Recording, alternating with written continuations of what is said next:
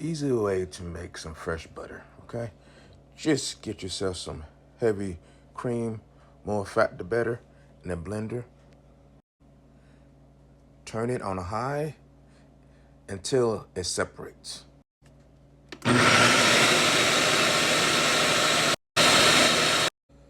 Still needs to go more, it's not separated yet.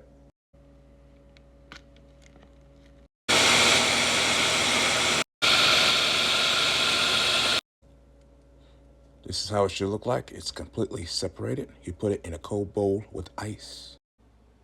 Cold water, forgot the ice. Now you just squeeze the buttermilk out of it.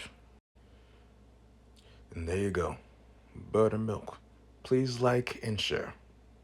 Have a good day.